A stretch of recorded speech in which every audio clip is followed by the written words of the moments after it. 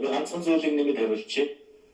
Ер нь бол Гобангэр Монгол ашиггүй болсон гэдгийг та бүхэн мэдж байгаа. Энэ бол гэрээ биш.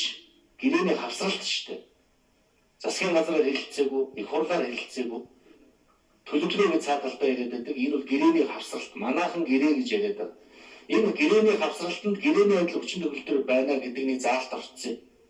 Тийм учраас бол засгийн газар гэрээ байгуулах юм бол их хурл баталдаг, засгийн газар баталдаг. Тийм учраас бол энэ нэг сайхан бэлэг гэдэг ерөнхий сайдын толгой мэдэж очиж хийсэн энэ ажил байгаамаа. Тийм учраас бол энэ бол туслагдах ёстой. Туслагдах ёстой. Ингэж Монгол улс энэ баялгаасаа хүртнэ. Үр өгөөж ийн үзэн. Оюун толгойн гэрээ энэ 2019 оны 92 дугаар тогтоолд маш тодорхой зааж өгсөн.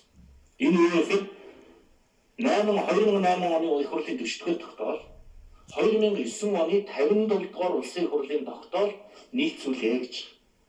Тэгэхээр энд нийцүүлж цаашдаа оюун толгойн гэрээг засаж сайжруулах ийм шаардлага байгаа. Тэгэхээр энэ арга хэмжээг бол бид нар цаашдаа авах болно.